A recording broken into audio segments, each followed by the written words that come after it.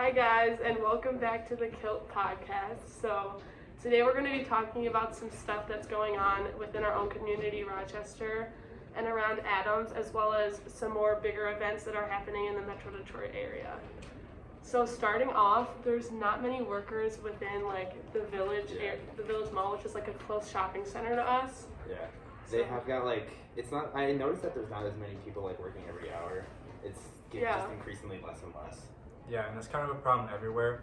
And I noticed it with Chipotle. Chipotle is never open. Like a lot of people were telling me last week that none of the stores are opening, staying open later than 5 p.m. because they don't have the people that are employed to be a lot of do them that.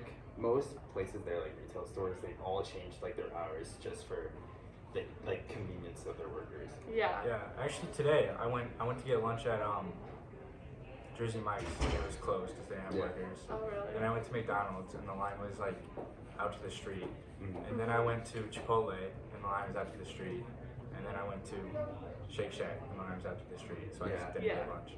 So this is happening with a lot of food places, but businesses as well. And some of the Rochester residents are relying on these businesses for everyday things to keep them happy and stuff. So when they are closed, it creates a problem within our community. Yeah. And that's why we've been hearing so much about it. So I don't know how it's going to be solved. Obviously, it's the whole unemployment thing as a general topic is kind of a mess right now. Yeah. But at the same time too, for kids our age and just kids in the area, it's kind of a good thing because you can get a job anywhere you want, and That's true. you can get a good wage too, $15 an hour. Yeah. There's no pressure when you are applying to anywhere to work because you know that you'll most likely get in to working there.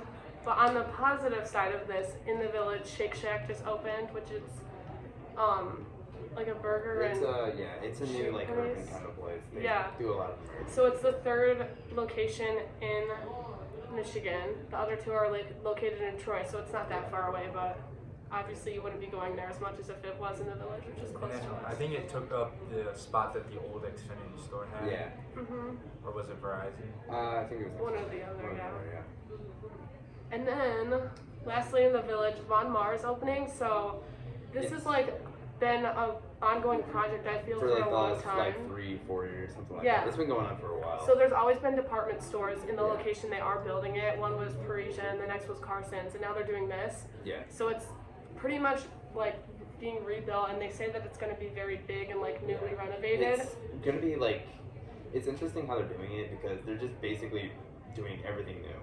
They're adding new escalators, just stuff like that. And then another thing that I think is funny because the last department stores, they've all had, I guess, just in general, just a bunch of different merchandise. It's the same thing, concept. it's the same concept, just a bunch of different other stores. Yeah, I don't think it's gonna work. I mean, the first two stores didn't work. I don't think. Why would this one? A lot of people are skeptical because the rent to own a store in the village is already very high. So every time that these new department stores come in, every 5 to 10 years, it's a big deal because they're investing so much money in the redoing of it, but they're not even sure that it's going to last there. Yeah, the rest of the village too. I don't go there very often, but when I drive through it, there's new stores everywhere. Everything is always closing there. So moving on from everything in the village, so that's a kind of a hot spot for construction and just current events that are close to us, I guess. But in downtown Rochester, they have the farmers market going on. So this has been open on all Saturdays, May through October. Tell you in a minute. From 8 a.m. to 1 p.m. And so at this farmers market, it's a great place for small businesses to get their names out. And I think it's a really good idea for Rochester residents to support these small businesses and just go check it out because it can be really fun and it's a smaller scale. It's got a pretty good environmental impact in just the area of Rochester.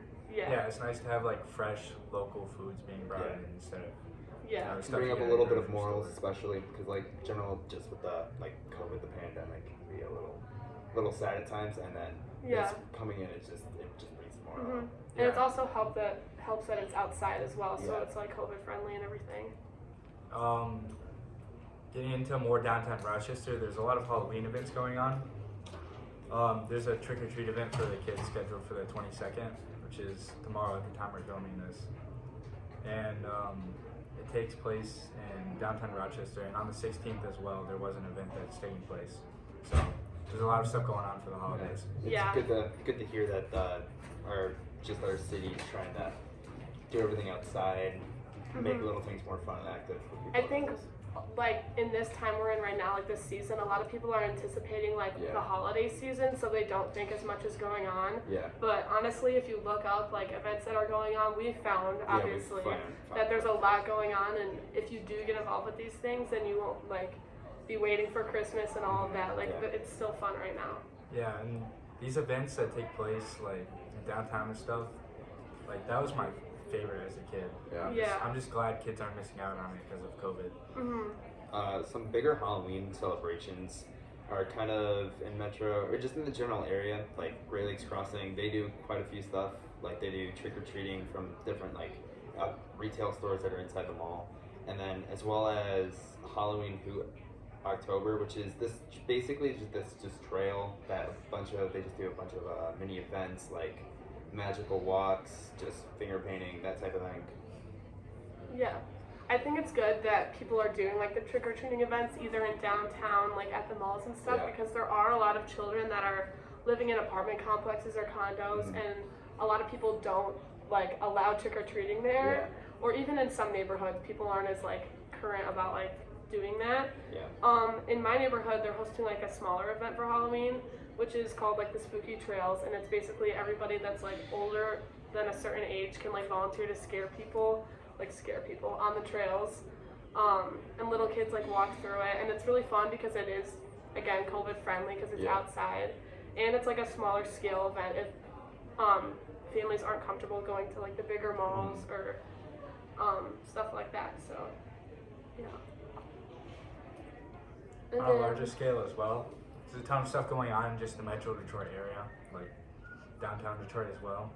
The Easter Market is held on Saturdays from 6 a.m. to 4 p.m. and you can go and enjoy local and small businesses and their products. Yeah. So the Easter Market's not open all year, which is important to note because it is such like a big commotion. Like when you do go down there, it's hard to get out there because it is so early, but it's really fun if you do. I've been there like one time and I loved it, and I've always wanted to go, but the fact that it's on a Saturday early in the morning, I heard like the atmosphere there is like it's just really nice, warming, just that type of thing. Just being around these people that are just doing all these nice things.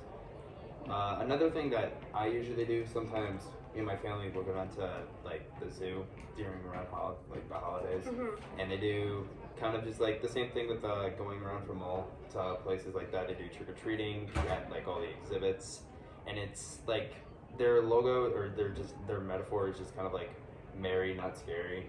They try and have it fun and entertaining.